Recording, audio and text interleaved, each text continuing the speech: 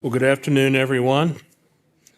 Welcome to the November Neuroprosthesis Seminar. We have a fantastic talk lined up for you today. I'll be introduce our speaker in a moment or two. There's a few things I want to bring your attention to. Tuesday, December 2nd, we have our first Tuesday, and it's a collaboration with the Advanced Platform Technology Center. So it's at the Fairmount, on Fairmount. And it's at 4 p.m. and we have, looks like 5 people that are going to be presenting their research overviews, brief overviews. And the idea is to introduce them to everybody and hopefully cook up some collaborative projects.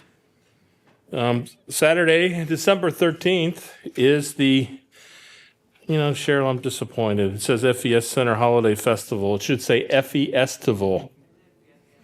Okay, so we have our holiday party. It's at the Foundry, which is downtown. It's been announced already several times.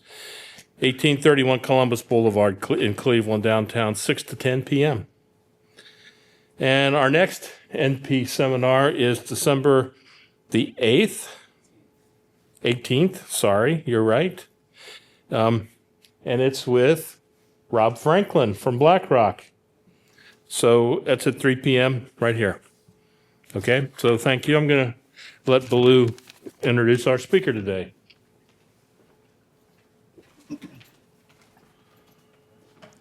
Good afternoon. It is my esteemed pleasure to present Dr. Nick Ramsey, who is Professor of Human Brain Interfacing at Radboud University and also Director of the Brain Center at University Medical Center, Utrecht. So Dr. Ramsey is internationally recognized. He's an internationally recognized leader in cognitive neuroscience and brain-computer interfaces. He earned his Doctor of Philosophy in Neuropsychopharmacology from Utrecht University and then completed fellowships at the NIH, specializing in cognitive neuroimaging.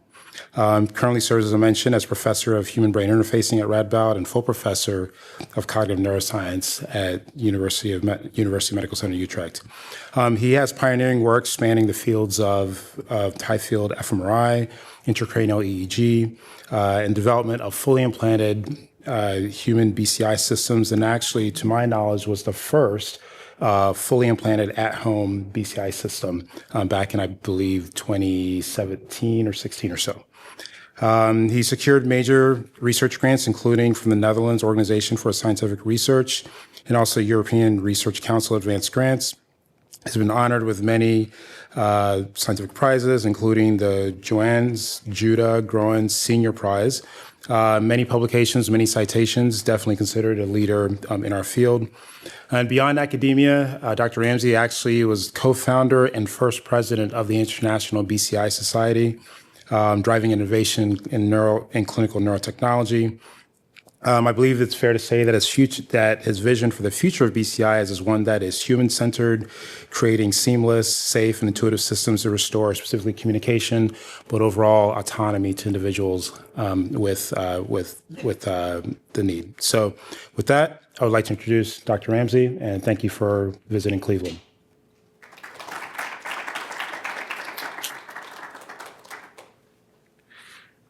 Well, first of all, thanks for inviting me. I was very much looking forward to meeting, and I have already talked to, I think, half of you. But I really enjoy being here. We've been following Bolu's work and Rob's, of course, for many years, and I think it's a nice place to talk about BCI. So Usually I talk about, the kind of implants we're going to do, and we've got a bunch of projects where we're going to work with implants in line of what we've done before, which is indeed trying to prove that BCI can benefit the lives of people who are so severely paralyzed that there's no other solutions for them. But I think we're at a point we've implanted a couple of, kind of take a moment to step back and see what we have learned, and I want to share that with you. So I gave it an exciting title, and it's the BCI companies are coming in, and the big question is that the end of academic research? And We also have enjoyed 3 American NIH grants, and one was terminated prematurely this year, unfortunately. One we have with Hopkins, and the program officers were very upset, and they told me that maybe there's rumors that research on BCIs is no longer something that needs to be funded by NIH because the companies are taking over. So I hope it's not true. Rumors are only rumors. But it kind of made me think, okay, well, where are we with companies and what, are we done? So I'll take you through, first, a little bit of history. So there's 2 camps. There's the ECOG camp and there's the UTRA camp, or the single cell camp. And I probably rudely divide them in the needle people and the disc people. And they are very different camps, and they are not a direct competing business. They come from very different backgrounds. So the top half, and so it's from a long time ago until last year or 2 years ago. At the top, the single units, and the bottom, the ECOG. The single units come from biology, neurobiology, and non-human primate work, where FES was actually the first one to show that an individual, a monkey, could control the signal once he got feedback from the pulse rates of a neuron. It could regulate that. So that's kind of really one of the tangible beginnings of the concept of BCI. Then over the years, robot controls a robot arm. That's in Nick Lelis's lab. And then 2004, the first human controls a robot arm. That was published in 2006 by Lee Hochberg. And then the next, these are the big steps, basically. And the next step is 2 years ago in the Nature issue in, I believe, August, there was the proof that using UTRAs, you could actually decode attempted speech, and with the measures that were regarded useful at the time. So around the same time, also 1950, that's as far as I go back, is Penfield, who first reported on the use of electrodes in humans, of course, with surface electrodes, so no depth, surface. They lie on top of the pia, and they don't penetrate, but they're much larger than the needles that are used for the single cell recordings. So 98, the first real indication that they would be useful to derive human brain physiological brain function by Nathan Krohn, who wrote a nice paper about high frequency band in the human. Then there's a bit of a leap, and then the paper that we brought out, which I'm going to show you some more about in this talk, where ECOG could be used for home use BCI in a paralyzed person. Then a little bit faster forward, there's UCSF with Eddie Chang that showed that words could be decoded with an ECOG grid of, I believe that was 128 electrodes at the time. And then a little further down, that they also could decode speech. Now, decoding speech means translating brain signals into written words and applying some language models to correct the words, and then at the end of the sentence, language models to correct the sentence. But that was a huge leap. Now, I hope you can appreciate that they have a similar history in time, but they come from completely different directions. So, in my eye, people don't choose for ECOG or single cell recordings. It's whatever they grow up with when they study. So, all right, so the human implantable BCI, I'll go through fairly quickly. The first report is by Phil Kennedy. He had a device that he built in his garage. At the time, that was still possible. Unbelievable. But it worked, and he showed that you could derive some audio signals from someone trying to formulate words. There was a guy called Eric Ramsey, no family. Lee Hochberg, of course, with the first UTRA success. Then we published the first one on BCI with ECOG. And there's this group, I don't remember. Yeah. That was again a big step because it was connected to a real motor effector. Others were robot arms or something digital. Then moving on, Benabit in France came up with another implant that was easy to surgically position, and they've implanted a couple of patients since. Then Tom Oxley with a very different concept, the Stentrode. He founded the company Synchron, and they're moving forward with providing people with paralysis with a click. And then, of course, later on, Moses came in with a patient that was actually using it, not quite using it at home, but capable of using it at home. And this was still with a pedestal. So where are we now? I just want to show you two movies. One, this is from patient T15 in UC Davis. He has ALS. He has a daughter who he wants to communicate with. He has, I believe, 4 UTR, 2 of which are giving most of the information. They're in the precentral sulcus inferior. And he is formulating attempted speech. He still moves his face at that time a little bit, adding information through the sensory feedback. But you can appreciate that he can formulate words pretty fast. And he really likes to do this. He makes very long sentences. I visited him summer 2024, and it's quite convincing. He still needs the eye tracker at the time to forward the sentence. But you can appreciate this is roughly where we are at this point in time. Then another example I want to give, this is from P1, the first patient of Neuralink. I like to reference things, but in this case, I'm not going to reference to Twitter. I just don't know how to do that. So it's the Friedman podcast. If you haven't listened to it, it's absolutely interesting. This is 2D navigation, and you can appreciate that the little star or the little arrow moves very fast. And this person is simply trying to move his arm in that direction, or something. We don't know the details. But this is very fast 2D control. So that's where we are at the moment. There is, in the meantime, and probably since I made this list about a week ago, one more company somewhere in China. These are the companies that have been started to bring this to market. I don't want you to memorize it, but I can already tell you that Synchron has implanted 10 patients, Neuralink probably 14 by now. Onward, a company in Europe, 3 participants, Paradromics, Ability, Cortic. If you're interested in what companies they are, you can always reach out to me for more details. These are all companies that are funded to bring it to the clinical market. Precision Neuro, early stage, and then 2 Chinese companies, just to indicate where probably the real threat is in terms of where the biggest breakthroughs are going to be in terms of commercialization, or the biggest disasters, we don't know yet.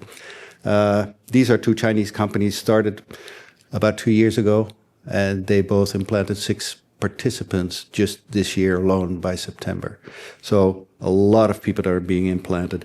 So you'd say, okay, well, what are we to do as academics, tinkering around with single use cases and everything?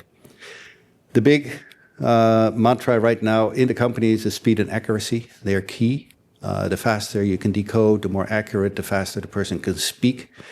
It's mainly aimed at speech, but Neuralink had this gaming thing. That's why they have speed and accuracy also, but it's for 2D navigation.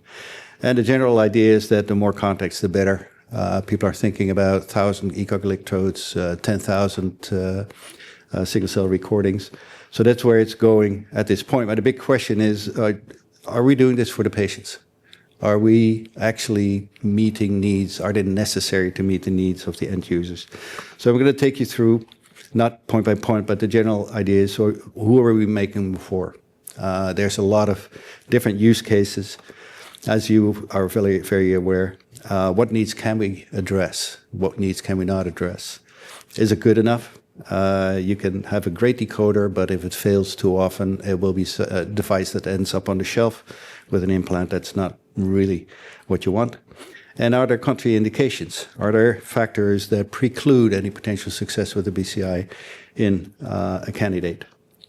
So I kind of compare the current state of ideas that companies have in terms of what they're going to provide with the Olympics and the Paralympics. The Olympics, there's only 2 games, one for the females, one for the males. So basically, that's the only distinction. Now, for the current companies, there's only one target population, but still. But Paralympics, you see all these different classes, they all have their own competitions. And it's because there's this great variety of capabilities. So I think we're in the realm of being here, that for each end user, each potential beneficiary of a BCI, we really have to sit down and think what kind of things they want to get out of it. And it might not all lead to high accuracy and high speed. Just to give an indication of what people want, we do quite some field interview. This is with people who are locked in. It's very extensive research. People in a locked-in state, their caregivers and their researchers. The first column is the end user, the person is locked in. This is a rating of what kind of functionalities they would like to have. It's communication, conversation, general computer use, environmental control. These are all pretty high, and all the three groups agree. But each individual has a preference, not all four, but one or two. So there's already some diversity. And then when we look at BCI control, what are you willing to do mentally to operate a computer? The diversity in opinions is huge. So apparently attempted speech, attempted body movement, attempted hand movement, these are the highest for the people who are ultimately going to use it. Then for the caregivers, it differs quite a lot. They think that visual imagery or visual P300, externally stimulated control would be preferred. It's just not true. And then the researchers, they also vary a lot. There's some similarities, but they disagree with the end users. So my concern is that if these people already don't know what the end user is going to want and need, what are the companies going to do? Anyway, so the target population today, what we know what they can do, is basically, in my view, to restore communication in people who are locked in. That's what you can prove that you actually provide as a benefit. But these are super small numbers. So ALS, 60 per million, that's like 2,500 in the US alone. Let's say 1 in 10 is interested in a BCI. There's not a single company that is going to survive the first 5 years of implant. But everybody is looking, of course, at what if the devices can do much more sophisticated, much more advanced. Then you're looking at numbers that are much higher. These are all people with disabilities related to stroke, trauma, CP, and things like that. So there is definitely a market. The big question is, what do these people, what are they looking for, and can you deliver something that's good enough for them to decide to get an implant? So I want to focus on the locked-in syndrome and take you a little bit through our experiences. So locked-in syndrome, I'm sure everybody knows, but just to point out for those who might not, they're unable to speak, but they're cognitively fully intact. So they're closed off because their connections to the muscles is not there. The quality of life is almost the same as healthy people. If you ask them, they score 7 out of 10, which most of us cannot believe. But it's a whole different presentation I can give. People's feeling of well-being adjusts to the range of capabilities that we are offered. Communication is by far the most important, to be able to interact with family and independence, so that they don't have to have someone look all the time or be part of the action that they're undertaking. So the BCI program in Utrecht, we've implanted since we started in 2008. The premise, the whole purpose that we had 4 years ago at that time was to have an iBCI for autonomous home use. I is implantable BCI. We never worked with EEG. So far, we've implanted 4 people with LIS. 1 of the 4 got a battery replaced, so it is a 5 surgeries basically. And the coming year, we expect to have 3 participants take part in implants with different, more advanced devices, but I won't be talking about that. So the challenges, this is kind of a giveaway of things I'm going to tell you, but just to be helpful. The BCI functionality at night is a major challenge. The signals are completely different. All the decoders go haywire. It has to be investigated how to avoid this. I don't think machine learning is going to solve that problem. Generalizability, what you find works in terms of decoders, does not necessarily work for the next patient at this time. The speed of generating an intention is one of the biggest mysteries that we've encountered. I'll talk about it a little more. And the longevity in ALS, how long will it work in an ALS participant, is a matter of concern, if not something we really need to know.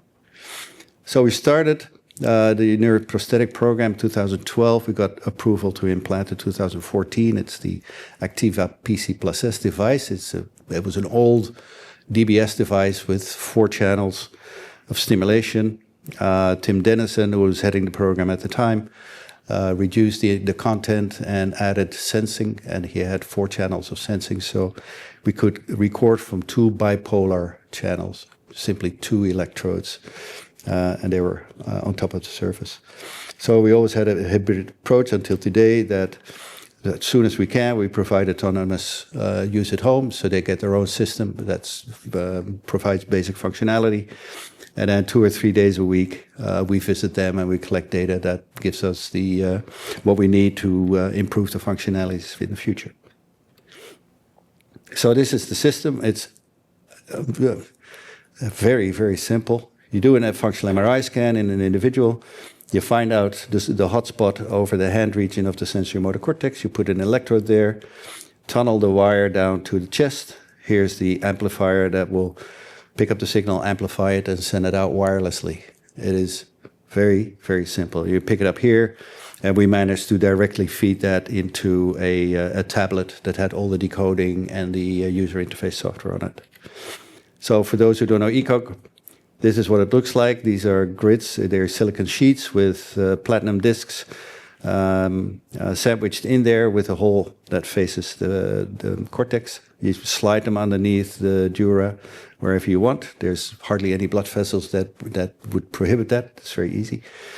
So these are the electrodes after implant for a week. For epilepsy patients, they need it for the neurologist to identify where the seizures start. And this is what the signal looks like. So this is the high frequency band in each electrode. And at this point, the person is not doing anything. He's at rest. So you can appreciate the amount of noise that's in those data, where you have to extract an intentional movement. But of course, it's not noise. It's all kinds of neural functional activity that's going on. But we have no idea what kind of function those patches of cortex perform other than motor activity. So cortical surface electrodes, they're about 2-3 millimeters diameter. Rough calculation indicates that each electrode captures the average of 500,000 neurons. That's very different from spikes. It utilizes brain activity, brain topography. So whereas in Utah arrays, you can extract information from different body parts from the single cells or the single electrodes, we get all that from the topography of the cortex that we know pretty well from functional MRI. Just a bit of an indication, EEG, ECOG, and single unit. I like to put it here. It's you're a little bit further off, so you can get the overview of what's happening in the brain or the part of the brain. While if you have the single units, you're really right at the front of it. So I think this works a little bit better, but that's an unfair sales pitch, of course. So the first implant for home use, and I'll go a little bit more into Hanneke. Her name has been over in the media many, many times, and she doesn't mind. She was about 3 years into her disease when she got a tracheostomy. We implanted her in 2015. She was almost locked in. She could still use her eye tracker a little bit, but not outside, and she couldn't go on a holiday. So she had an opinion about things. And I hope this was working, but now I don't see. This is the best movie of all, actually. Okay. No, it's okay. Als het mijn leven een cijfer geeft, is het een 7. Ik moet veel missen, maar er is ook nog heel veel te genieten. Ik heb nooit spijt gehad van mijn keuze voor beademing.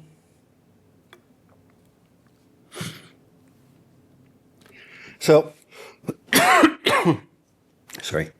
So this story about her, which I'll show in a few slides, was accepted by New England Journal because for the first time we could see that it was used at home without any involvement of a researcher. I just want to show this movie because that saves me a few slides, because New England Journal is really good at making informative movies.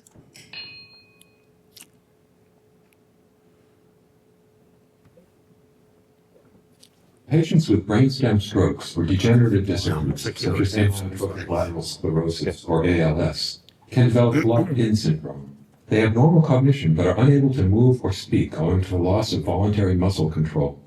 Patients with locked-in syndrome can sometimes communicate using a letterboard or a camera that tracks eye movements to allow the selection of items on a computer screen, but often can only answer closed-ended questions by blinking their eyes. The ability to communicate has been associated with higher quality of life, but existing systems are very limiting, and certain light conditions make eye tracking difficult. In this brief report, investigators present the case of a 58-year-old woman with late-stage ALS and locked-in syndrome, who received a brain implant that allows her to independently communicate using typing software. Subdural electrode strips were placed over the hand region of the left motor cortex to detect the neuroelectrical signals generated when the patient tries to move her right hand. The electrodes are connected to a subcutaneously placed amplifier and transmitter in the left thoracic region that transmits signals wirelessly to a tablet device. The tablet separates activated brain signal from background electrical activity to translate cortical signals into control signals for several computer tasks. The algorithm and parameters of the decoding software were tested and optimized as the patient practiced activating her motor cortex, learning to regulate the magnitude and timing of the brain's signal. The patient performed 44 spelling runs for training and was able to type the equivalent of 2 letters per minute with nearly 90% accuracy. 7 months after electrode implantation, she used the implanted brain-computer system at home for 32 days and for 86 minutes per day on average. Thus, the implanted brain-computer system shows that autonomous communication is possible. So that basically tells the story. But this was the implant. We had 4 strips here shown on the CT scan after the surgery, overlaid on the functional MRI beforehand. We use a functional MRI really as a clear indicator. We look up the hotspots. We've done multiple studies to look at the correlation, and it matches very well. You can see the tracheostomy here, the device here. And we had the leads outside of the body for 2 days because the implant will only accept 2 of the 4 leads. So we had to choose the best. And as indicated with the fMRI, these 2 gave the best ECOG results. So that worked out very well. So this is how we extracted a click. So this is the power spectrum from 0 to 100 hertz of a chunk of data, a second of data. And at rest, you see that there's a bump in a low frequency. It's very well known from EEG and everything. And when you move the hand, that disappears, and then the high frequency band goes up. Basically, if you calculate the area under the curve for this bandwidth and for this bandwidth and subtract them, so over time, when this is a click that she made, over time, you see that the low frequency power goes down and then it shoots up. It's the beta rebound. And the high frequency in red goes up very nicely. High frequency band is 60 to 100 hertz. Subtract them from each other, you have the control signal that you can use to control a computer. And that's basically this one. Once the control signal goes up above a certain threshold and stays up there for a certain amount of time, you're certain that there's a click. And you play these parameters to get this 90-95% accuracy. So this is how she trained to control this. It turns out in her, she needed some time to train, and then we learned after a couple of participants that people need to reconnect with their motor cortex to kind of figure out how they can activate it. She played this until the very end, 8 years. She was really very eager to get 100% every time, and this is over a period of 3 years. After that, we didn't do it much more because she was only using it at home. We didn't do that much research anymore. It was very constant for a long period of time. So this is the real picture of how we trained her to time her responses. And because all the software that you use with the click is scan-based, if you click too early or too late, you really mess it up. So you need to learn to time the click. Sounds very simple, but we went through many games to find one that was engaging. And here it's a little hard to see, but this is the whack-a-mole that shows up. She needs to click it. The computer proceeds this at an X interval, and in her case was about 1.2 seconds. And that's very fast. So she could click, we could identify a click within a second. Now, She could also keep the system, the signal up. There were tasks where she needed to keep making these movements or trying to make these movements. Of course, she couldn't move. And you can appreciate that for the short responses here, as the responses go longer, that she can keep it up a little longer. Individual clicks, she could make one every 3 or 4 seconds. Of course, the control signal is very slow because she includes a low frequency power, which responds very sluggishly. But it did allow us to create a emergency click. So our decoder, we split the decoder in 2 simultaneous paths. So she could do things using the BCI. Mostly she used Toby because that has a lot of capabilities in terms of clicking and choosing. But at any time when she needed to call a caregiver, she would just keep the signal up for 7 seconds. It sounds like a long time, but for her it was not no issue. It would immediately bring her into this window where she could firm a caregiver, and within this 10 seconds she had someone by the bedside. We spent a lot of time on the software. This is the interface. We kept it real simple, and for anything like advanced games or using Toby, we directly linked it to the Toby. And we only, basically all this ended up in a simple TTL pulse that went into a device like the Toby. Now, the end of her story is 8 years later. We published this also in the New England Journal to give the complete story, and we're very happy they thought it was worthwhile. She lost functionality of the eye gaze device over time, so this is from 0 to 8 years. Eye blinks, she lost them pretty soon. Mouth movements like a twitch that people rely on, it's not very reliable, but that she had until up to a certain point. So this is the amount of time that she used the BCI without us being there. We only looked at the log files. We couldn't look at the data because we agreed with her that that was private. But the creation and the closure of log files, and we figured out how much she used it. 24 hours. At the beginning, she used it when she went out and when she went on a holiday because the eye tracker didn't work. Eye tracker lost. Her eyes lost the ability. Then here she asked us for a night mode, and that gave us a lot of gray hairs. But once we managed to use it 24 hours, then over time her click behavior became more erratic. And at some point, both the family and us decided that there was no BCI signal anymore, and also no indication that she could move a muscle or anything. So we had to close the study. She's still alive, the family is taking care of her, and we're still in touch. So this is what we asked her after a couple of years. Ik heb een geweldig hulpmiddel gekregen waarmee ik kan communiceren als andere hulpmiddelen niet werken. Bovendien is het systeem naar mijn wensen aangepast. In het begin kon ik 8 à 9 bewegingen maken in 15 seconden. Nu 16. Belangrijker is dat ik zekerder ben geworden dat de gedachte zal leiden tot een klik. So, back to the night mode. We figured, well, we'll leave the system on and she can click whatever she wants. This is what happened when we had decoders on during the night. The average signal in the black line, this is just the average power in the low frequencies and in the high frequencies. It goes up a lot, and these brain signals under the electrodes started to look like a war zone of sorts. Any decoder that we tried it, and any click decoder, how hard it was, it would match an event somewhere. So we ended up with more than 100 false positives that night. Sounds like an academic thing, but if in real life, during the night when there's a caregiver, there's 24/7 caregivers, she lives at home, the caregiver's asleep. If there's 2 false alarms, that will basically ruin it because they just won't switch it on, even if she would like to use it.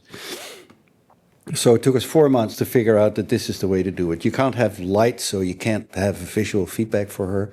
She's asleep, the system is in standby, and it will only come out if she generates 11 increase and decrease, 11 spikes basically, at the rhythm of her respirator. And then we had a little bit of leeway, and then after 11 we'd find that that's 1 minute and 20 seconds. And we were worried that that was bad for her. She was just fine with it. She said, take my time.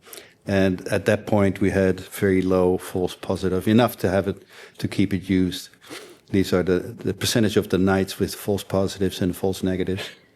So the false positives were really the biggest worry because the caregivers, she had about 20 people rotating for care.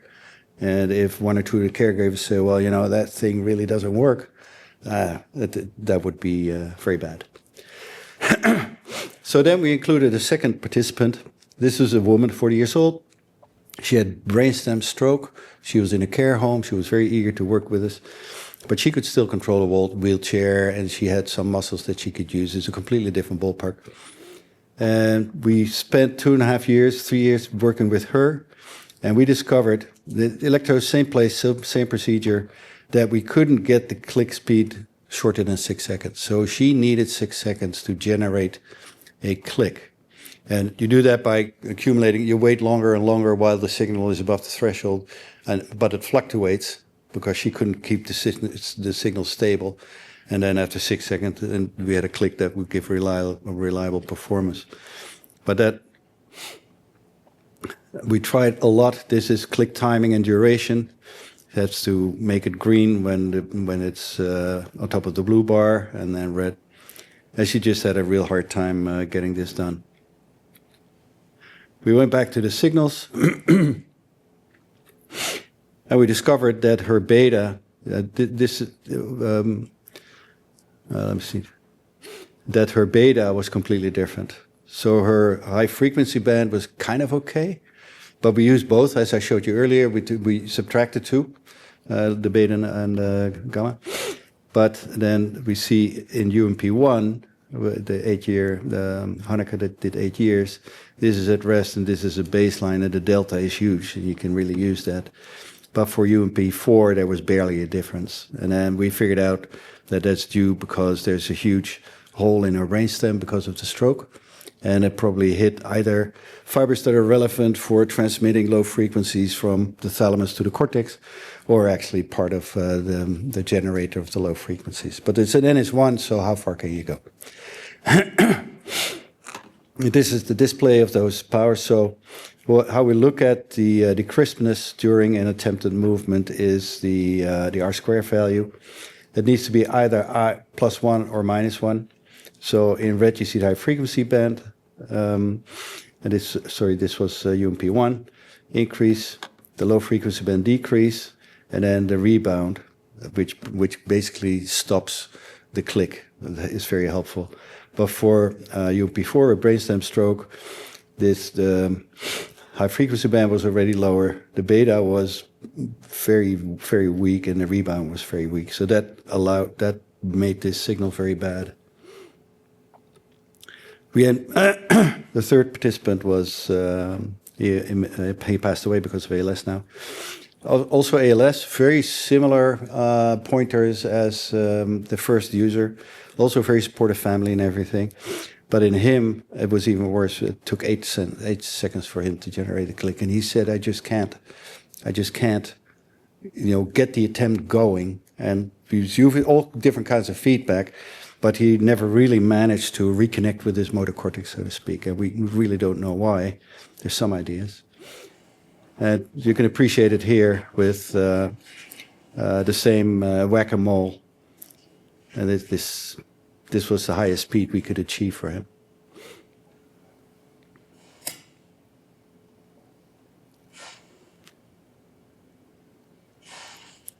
So we went back to Hanneke to try to figure out what could have happened. We looked at all the data we collected over the years. We would do basic delta tests, like she would do a task, on-off task, and we determine the R-squared. And the control signal itself, so active first rest, it's the low frequency band and the high frequency band over a period of 400 weeks, almost 400 weeks. And you can appreciate that it steadily went down to the point here where we lost all oh, you're not seeing my mouse. So you could appreciate that it went down all the way to 0, close in the end, so it rapidly happened. And the same for the high frequency band. We then asked her to come back for a CT scan, This is the scan in year 1 before we did the surgery. This is 7 years later.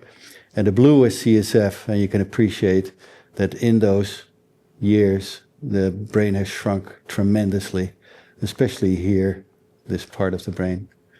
So we concluded that there's a couple of potential reasons why she lost it, the control. There could be the tissue generation in the sensory motor cortex. Maybe simply she lost too much mass of motor neurons to be able to generate an electric signal. The electrodes, the distance between the cortex and the electrodes increased because of the brain, the tissue loss. But there's one thing that we also did a control test where we touched the hand, stroked the hand, because one of the electrodes was on the sensory cortex. And those are these measurements here, the open circles. The open circles here, and you can see that they don't go down all the way. So that doesn't explain the loss of the signal. And the same for the high frequency band. So we really think that she lost the ability to generate an intent, and we don't really know what that means, but probably a simple way of saying it is that she was no longer home. And the big frustration is you're not certain, and she's there. There's absolutely no communication. The family believes she might be there. Anyway, it's a lose-lose situation, but it is what it is. So we looked at all three to see what happened. Hold on, I'm going to do it different. So this is in UMP1, what I just showed you, it goes all the way down. UMP5 turned out his ALS progressed really fast. And within 2.5 years, we lost him while he was at the same level as our first participant. Also goes down really fast to 0. Also, you see here that the sensory cortex still generates a signal. And then the third one, this is the brainstem stroke. The low frequency information is lost. We already showed you it's not lost, but it's just too volatile. But the high frequency band goes down a little bit in the beginning, mainly we think because of tissue around the electrodes, which might increase the impedance. But then it stays nice and stable. So I'm nearing the end of my discourse. So the good thing is we can get significant clinical benefit. She actually lived by the device. The second and the third could have used it. The second one still had good control over her neck muscles, so she said, okay. And the third one passed away or basically got completely locked in before he had the time to use it. It's easy to use at home this way. There's little maintenance. And the signals are very, very stable. Although I show you the decline is very likely related to the tissue rather than the device or the concept. The less good is that the BCI decoders fail at night. We still never managed 100% error-free use. So that's something that everybody is going to face once they get a device at home, all the companies also. The brain signals decline in ALS, and the click speed varies greatly across individuals. And one of the concerns about the click speed is that the images I showed you earlier of the successful state-of-the-art decoding speech, decoding real-time, very fast 2D decoding. If there's a lag in getting the intention across, no matter what kind of device you're going to use, that's not going to work. So then we try to predict. There's another study. We're in the process of publishing it. We try to predict whether we could find out which ALS participant would have very little chance of success. So they have an MRI scan before they participate. So the first and the second ALS participant were in the same stage, the same level. But we found out, and this is a database of healthy volunteers with MRIs with an age range, so that you see that the gray matter volume or the gray matter thickness declines with age. Don't worry too much. It's only a couple of tenths of millimeters, so you can afford it. But most of you don't have to worry about it yet, but I do. You see, we have six participants. Not all got implanted, but and where we could see that the only two that showed a good BCI and a clear fMRI were in the normal range, and the 4 that had a poor MRI and or poor performance are well below the range. So we think this could be a good indication, but of course you need another 30 or 40 participants before you can actually rely on this. Post-central sulcus, by the way, all were in a normal range, so it's very specific for motor cortex. Try to use fMRI as a predictor, but it's a noisy beast. And the 2 good ones are in a normal range, but also the second ALS patients who performed very poorly was also there, so that's not going to work. Work in progress. EEG, we try to use EEG to predict. Also, this is the gray is all a healthy volunteer database, age matched. These are the 3 subjects, participants. So the good one is UMP5, clearly nicely in the low range. This is the response during attempted movement, very nicely in the low range, in the negative range. For her, for the 2 electrodes on top of the motor cortex, and for the other 2 participants, it could be a predictor. But we really need a lot more patients before we can go ahead. So where are we with BCI? I think there's 4 stages to go through, like many new medical therapies. In the beginning, we've had the tools to decoding the signals, the brain regions, the electronics, all that's been nailed. I think safe implant, that's what the companies have done or are in the process of doing, but they're not stupid. They already know it's going to be pretty safe. So we've dealt with that stage. The 3rd stage, we're not there yet, and that's the benefit to the user. We really don't know what the user wants and what is going to be good enough to help them in that particular thing that or functionality that they want. I'm pretty sure that not all the people with disabilities are very eager to get speech decoding. So, and the 4th is even the next step. That's the big question, are the needs met? Because to get an implant and to be able to survive as a company and sell them and have neurologists refer patients, it really needs to meet the needs of the participants over and above what regular assistive technologies offers them today. And then the prediction factors, we just started to see that there needs to be a predicting factor, but we're really at the beginning of this. So that brings me to the most important slide, most important slide of my talk, and that's academic research is really necessary to bring it home. Now, for what's being done here with the FES, I don't think that's going to happen in a company. I know Onward is working on it, but one company doing the research is not the same as companies using what's already been developed in academia to create a product like Neuralink and Paradromics are doing. They already know what they're going to achieve, and I think there's still a lot to do with basically closed loop double systems. So the needs, I think what we need to find out is what functionalities bring valuable benefit. How do you capture all those different disabilities? How do you categorize the different types of needs that they have? And we haven't even scratched this because there's not that many use cases that have been approached to contribute to this, except for high spinal cord lesion, ALS, and that's it. Those are the only 2 groups that have participated in defining the needs.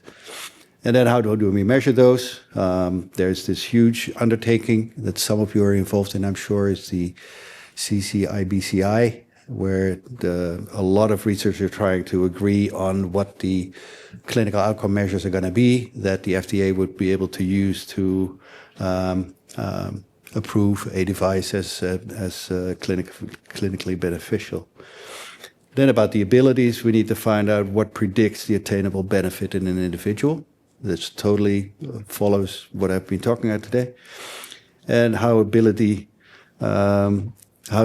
ability to achieve a good BCI control change over time? We don't have that kind of chronic data except for this one individual that I just presented you. So I want to leave this with expert comments. This is Margot. She's the daughter of Hanneke, and she has been super supportive all along. She was interviewed by by a news channel, and I'll just let you read it. And then,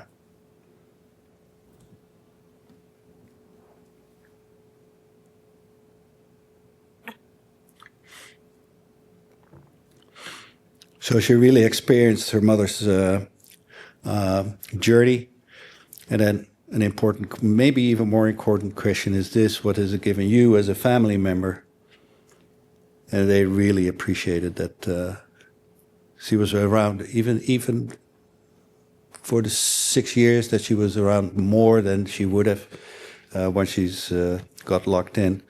I think it's worth it. And I think for all ALS people with ALS, there's a window where it works, depending on the speed of the degeneration. But we're absolutely convinced that there's an end to this, that BCI is not going to change. And even if it's a year, we think it's worth it. And now, until now, we've only included people on a ventilator for a lot of reasons.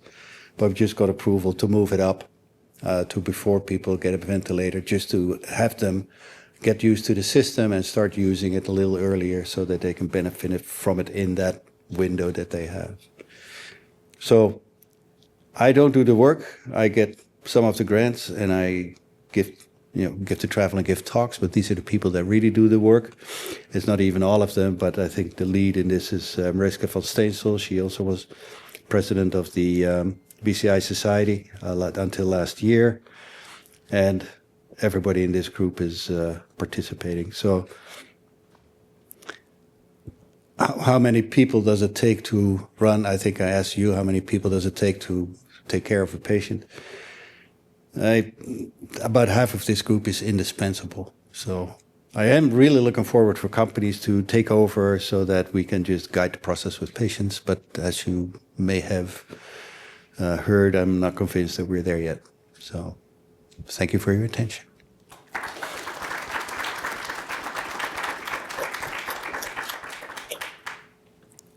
Dr. Ramsey, on behalf of the FES Center, I'd like to present you a little token of our gratitude for coming to Cleveland. Appreciate joining us and meeting with our investigators. So Thank you very much. thank you.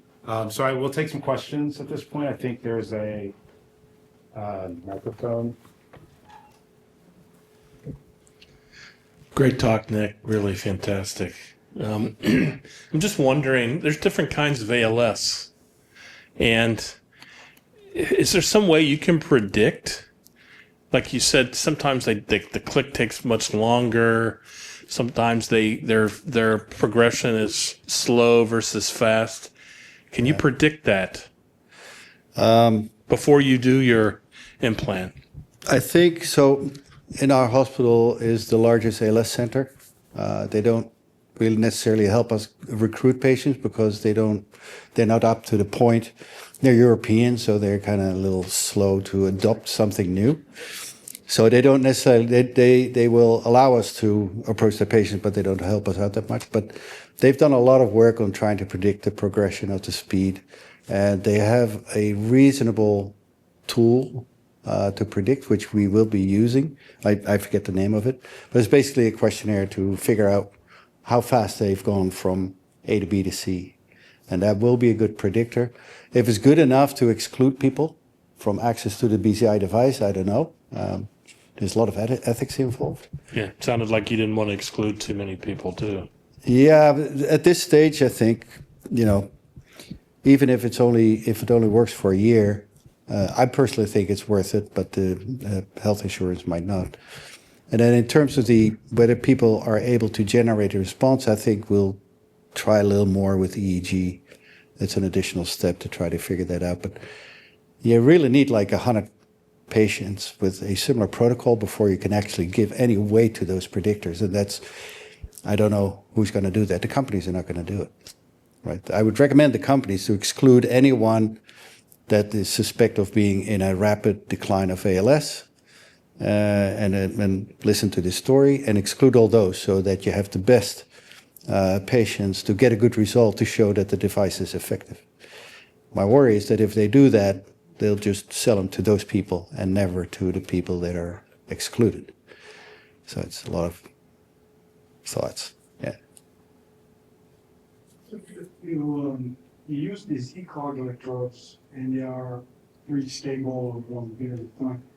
And you still see decline. And in our discussion earlier, we mentioned that you attribute that to the fact that the patient, the disease that the patient is currently. Yeah. But how do you know? I mean, could the electrode have moved? Could there be death in neuron just underneath the electrode?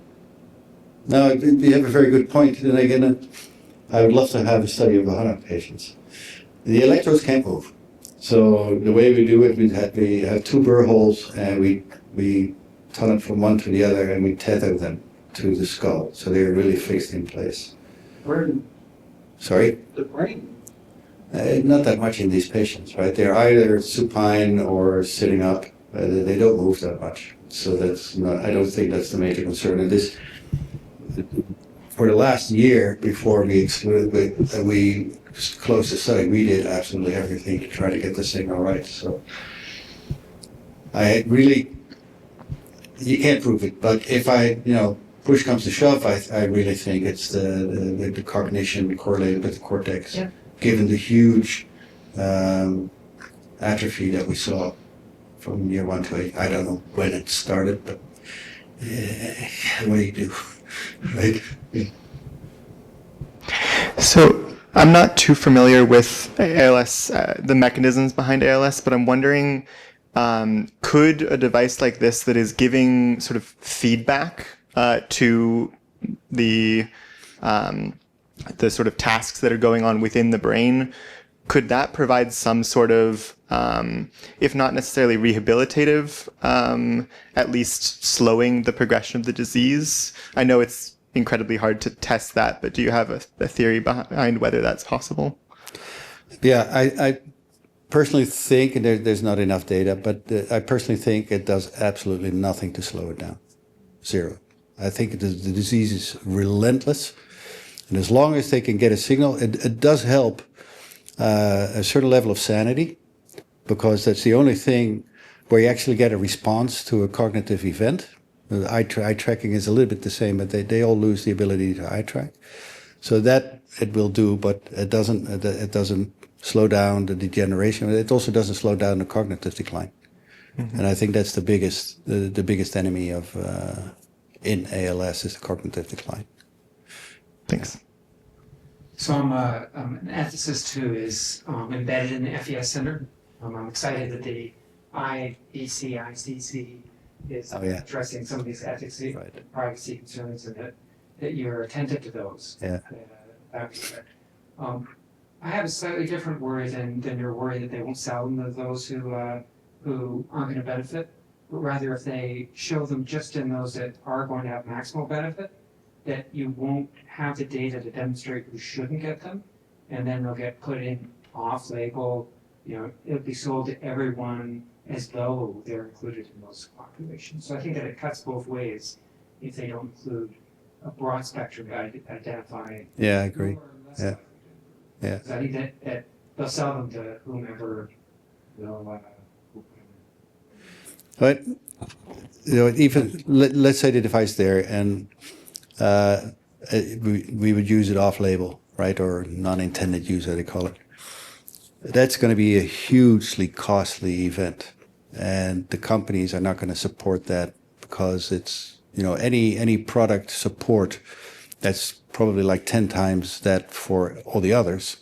It's just not worth it. It's not a business model. So that will have to be left up to academic financing, maybe human exemption or something like that, but that's not a long-term solution. So I'd love to see, maybe some companies step in to specifically cater to the medical profession at this level. But as long as the discussion is up, as long as the community knows that there's a risk that people are left behind. Yeah.